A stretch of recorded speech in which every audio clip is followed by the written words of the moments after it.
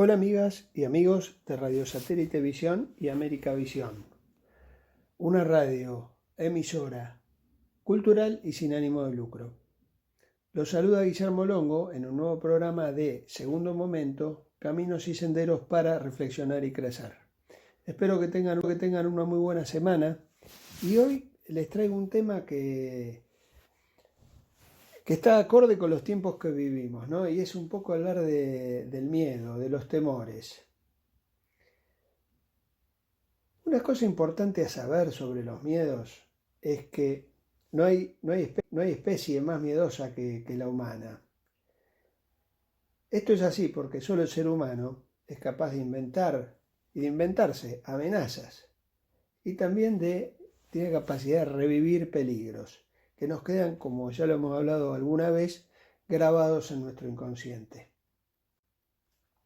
Con respecto al miedo, podemos destacar que se trata de un sentimiento que nos sirve de indicador de cómo nos van las cosas y que siempre es movilizador. Obviamente, hay quien dice, el miedo te puede detener, te puede bloquear, pero internamente siempre es movilizador.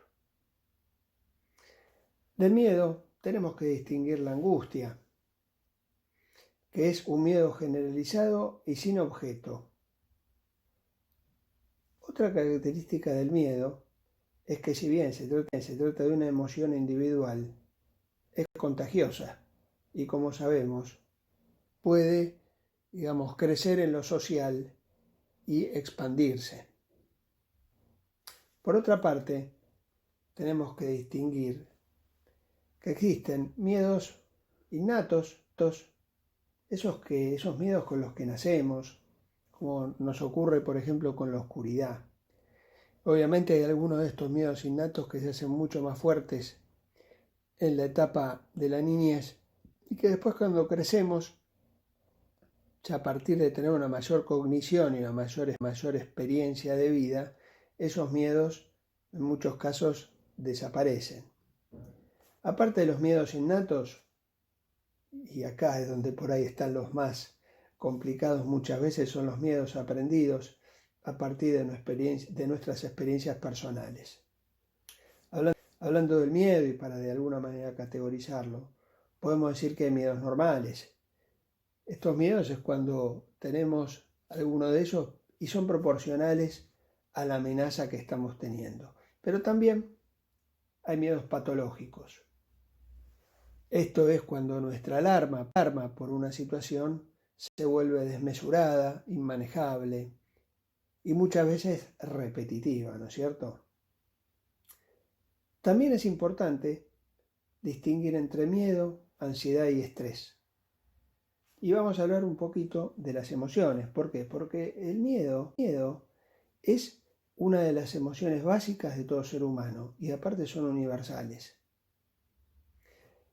Junto con la tristeza, la alegría, la furia y el asco. El miedo, como sabemos, es un sentimiento en general desagradable. Es aversivo y nos inquieta. Y directamente tiene una activación en nuestro sistema nervioso central de distintas maneras y con variedad de signos, llamémosle evidencias, molestias digestivas, problemas respiratorios, inclusive puede tener un impacto cardiovascular.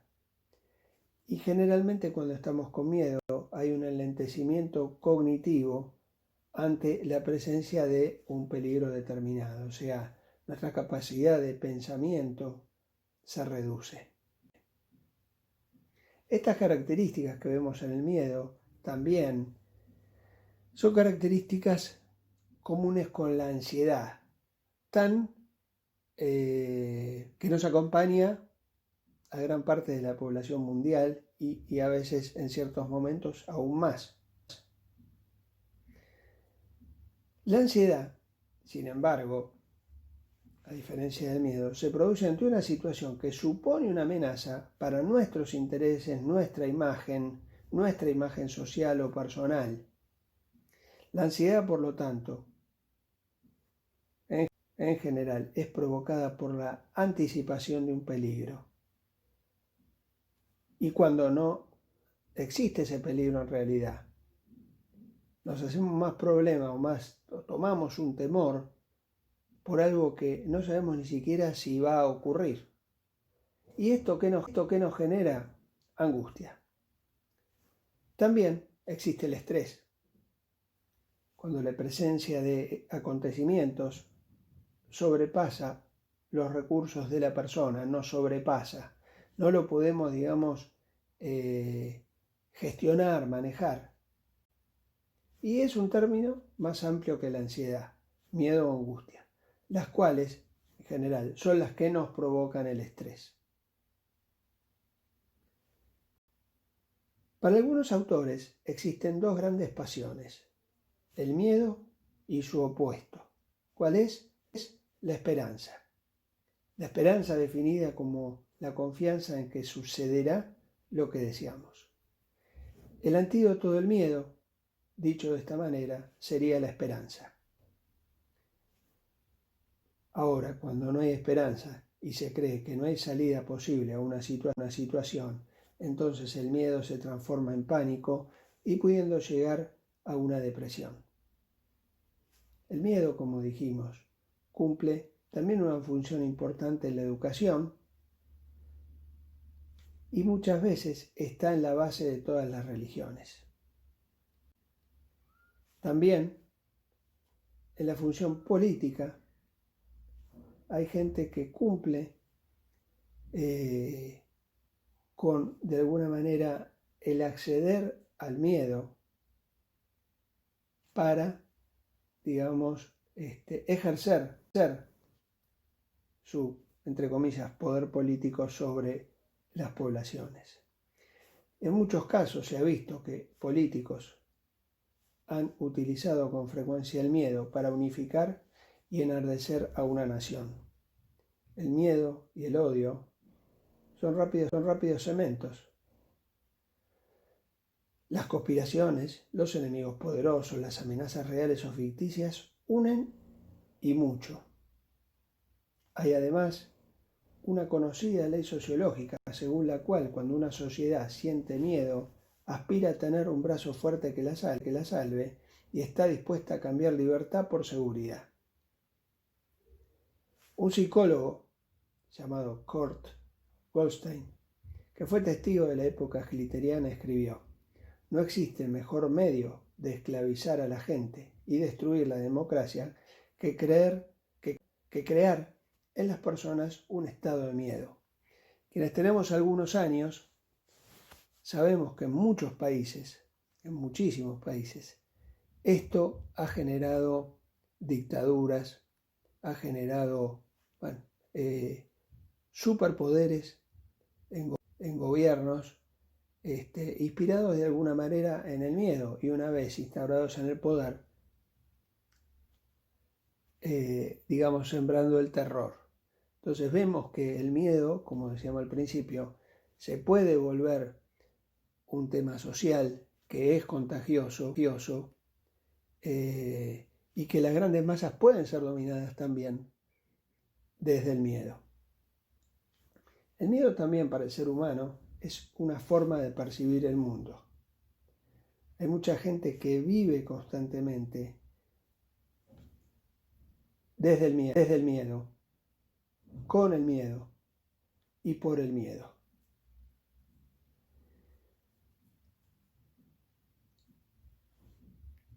El investigador Robert Cloninger sostiene que los rasgos de los distintos temperamentos dependen del nivel de ciertos neurotransmisores que pueden, ayudar a evitar el dolor o el peligro.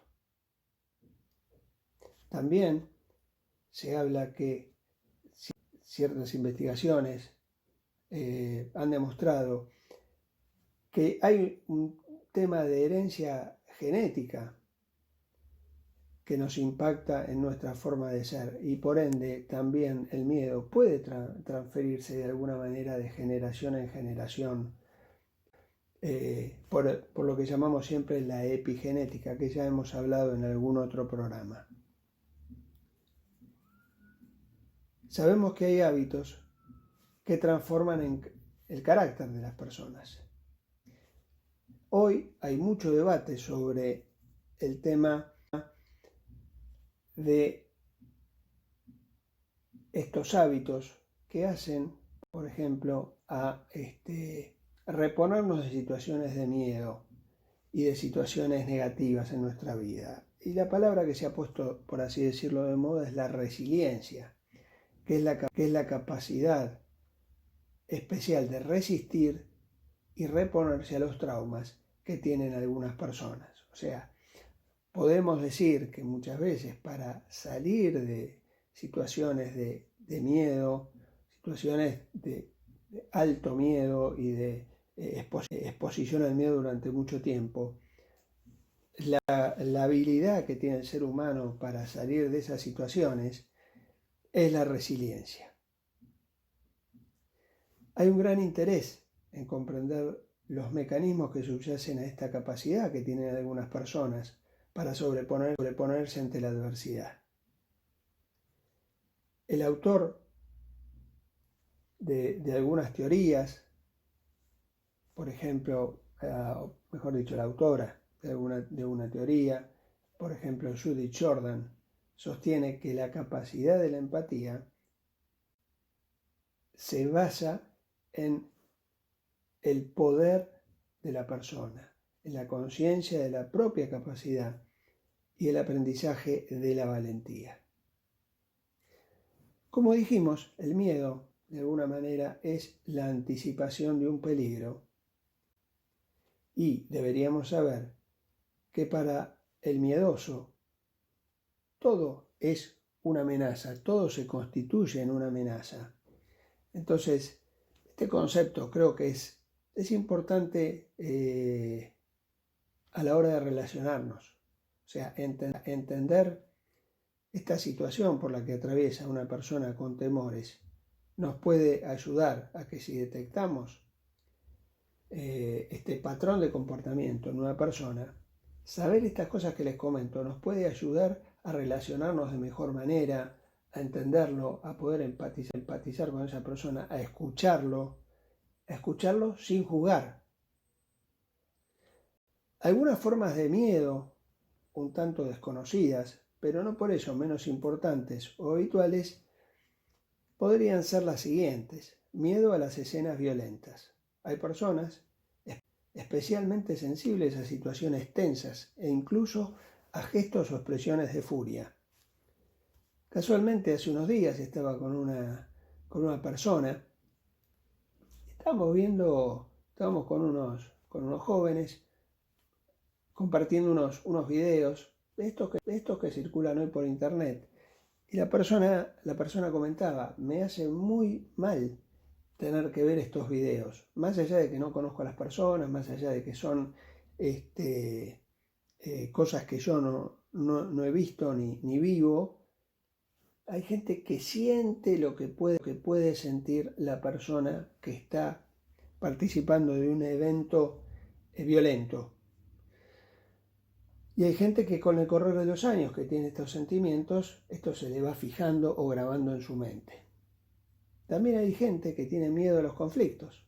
Hay personas que eluden enfrentamientos y siguen la política del avestruz. O sea, en Argentina el avestruz es un animal que esconde la cabeza ante una situación.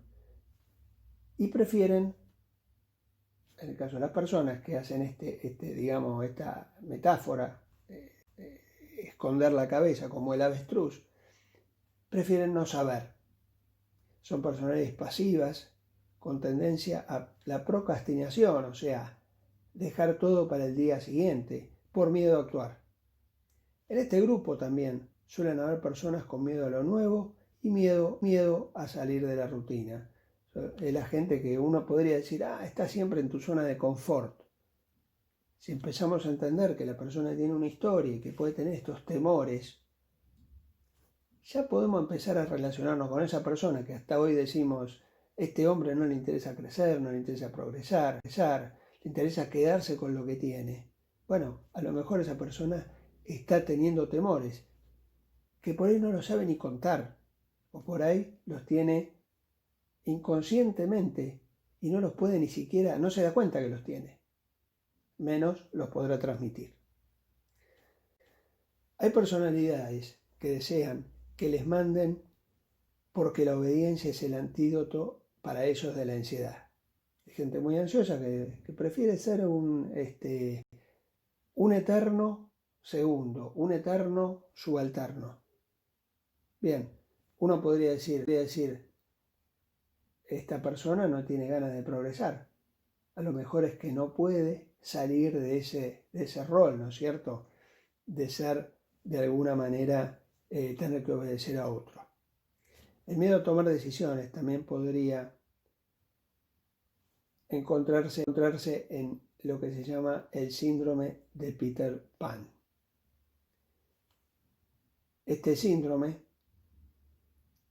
podría servir para la categoría de quienes tienen temor a tomar decisiones, porque se trata de personas adultas que eluden responsabilidades y que necesitan que los demás resuelvan sus problemas. Viven en una burbuja donde no hay lugar para el esfuerzo ni para el conflicto. Esas personalidades que necesitan que los manden es esto, que otros tomen las decisiones por ellos. También hay miedo al aburrimiento. Son personas con necesidad de constante excitación o considerarse hiperactivos, pero en realidad puede estarles pasando que lo que tiene es miedo a aburrirse. También hay gente, hoy se lo ve sobre todo en los adultos mayores, miedo a la soledad. Miedo a la soledad, ya sea porque le están ejerciendo, o sea, le están llevando adelante y el miedo a la soledad es sentirse solo, o aquellas personas que son emocionalmente dependientes con otros y entonces tienen miedo de que esas personas un día no estén o se queden, como se diría, colgados del aire, ¿no? Entonces, es una situación estresante. Hay gente que tiene miedo al hundimiento de la cultura. Estos casos son los profetas del desastre. Y aquí podría incluirse a los integrismos modernos que tienen en su base el temor al caos. A veces la gente puede tener miedo a tomar una postura firme. Son las personas que no saben decir que no, o los que no saben poner fin a una relación ni decir adiós. Bueno, esto ¿cuántos conocemos? ¿Cuántas personas conocemos que persisten y reescriben constantemente una historia que les es dañina, que no les es ecológica, en donde constantemente están perdiendo? Pero es el miedo justamente a declarar un no, a declarar un basta, que son declaraciones básicas del ser humano, pero que muchas veces, afectados o afectadas por el miedo, una persona no puede parar, no puede decir basta, hasta acá llegué. Un antídoto a algunos de estos miedos puede ser la asertividad, que es la capacidad de exponer las propias opiniones o necesidades y defender los derechos sin agresividad. Se trata de una habilidad social que se puede aprender, que hay que entrenarla. O sea, como venimos viendo, hay dos herramientas de que el ser humano dispone. Una es la asertividad y la otra es la resiliencia. Ambas habilidades se pueden desarrollar y crecer con ellas.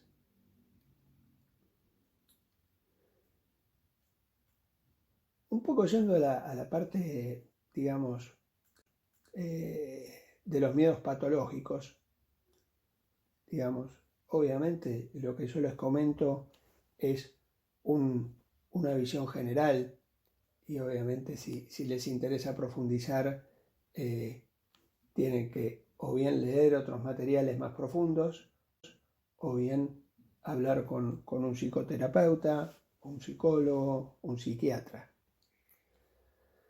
Uno de los grandes problemas cuando hablamos de los miedos es marcar la frontera entre lo que es normal y lo que es enfermedad. La psiquiatría solo trata unas pocas formas de miedo.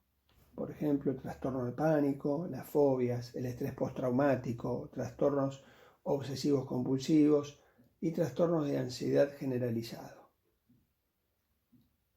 De esta última forma de miedo, la angustia, la principal característica es la rumiación constante de preocupaciones y la dificultad para controlarla.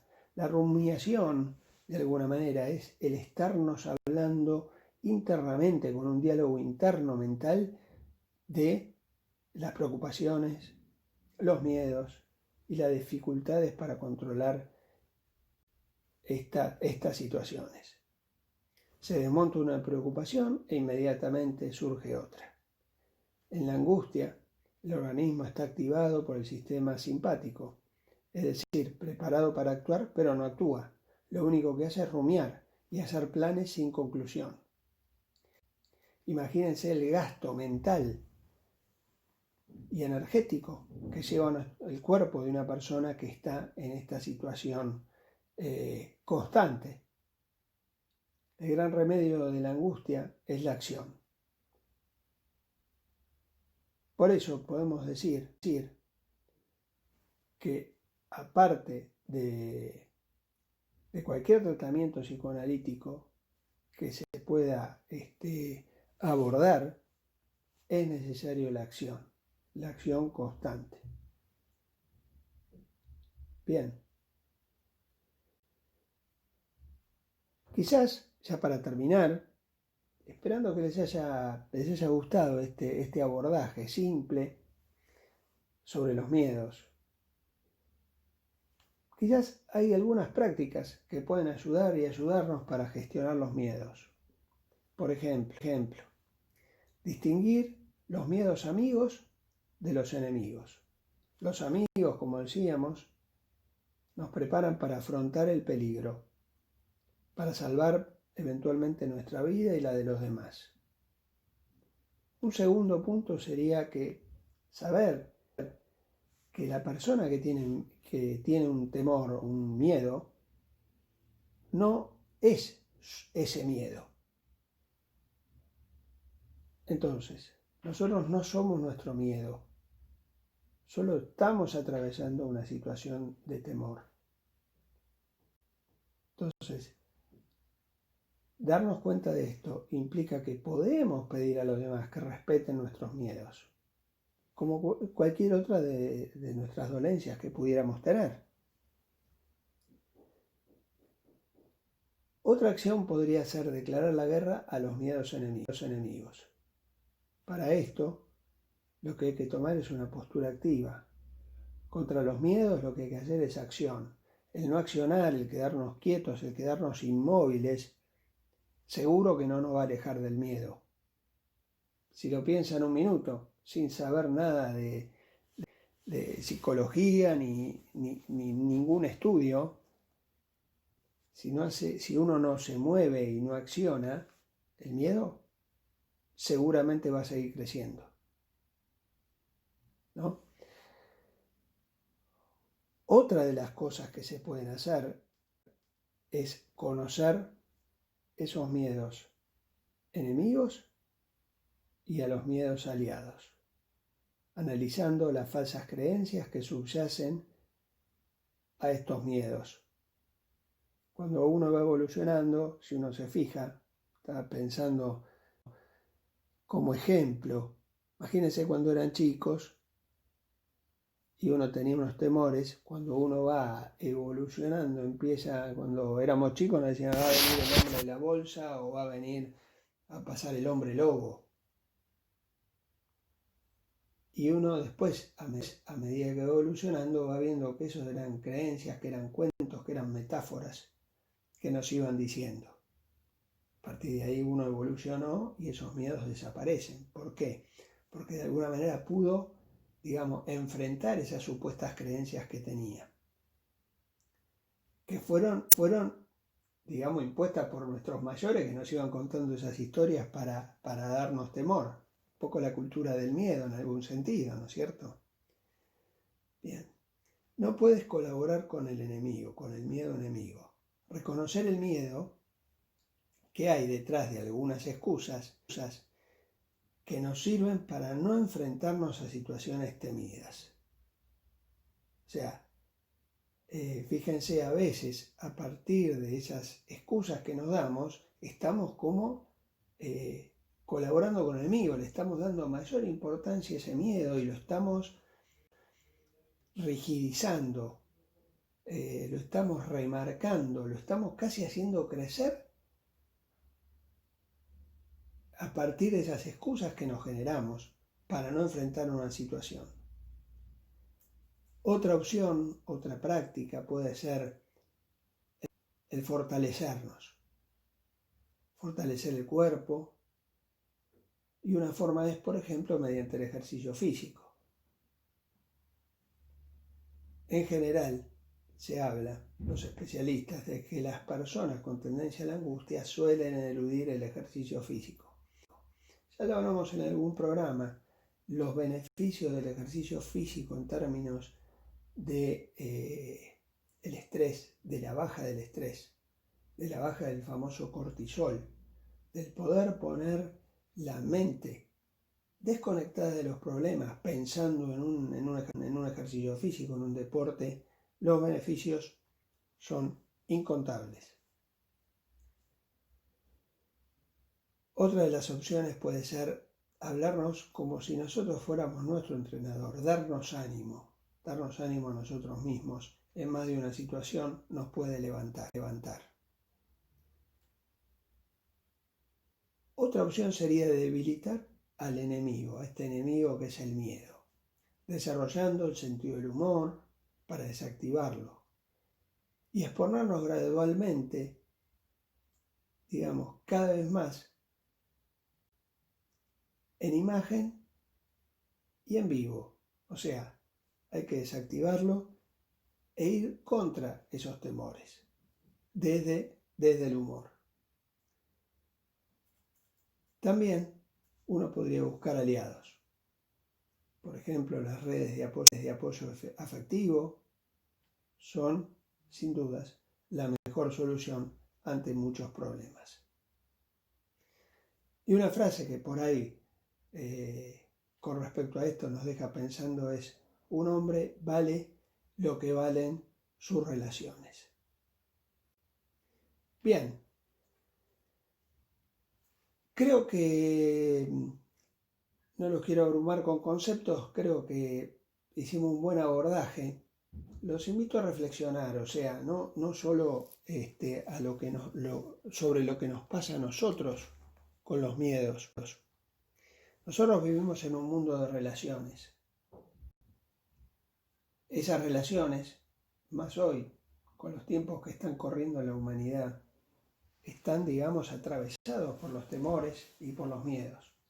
Entonces, un poco la invitación que les hago para la reflexión a partir de todo lo que les fui contando es pensar cómo me puedo relacionar de mejor manera con los demás, pensando que están viviendo situaciones de angustia, de temores, de ansiedades, y que uno muchas veces en el camino más fácil que todos hacemos con nuestra mente, con nuestra comunicación, es pensar negativamente sobre los demás en muchos casos.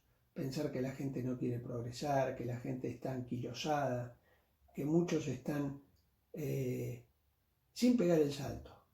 Y muchas veces lo que para nosotros puede ser un salto pequeño, para una persona con temores o miedos, es como un salto al vacío y sin ninguna seguridad al llegar a destino.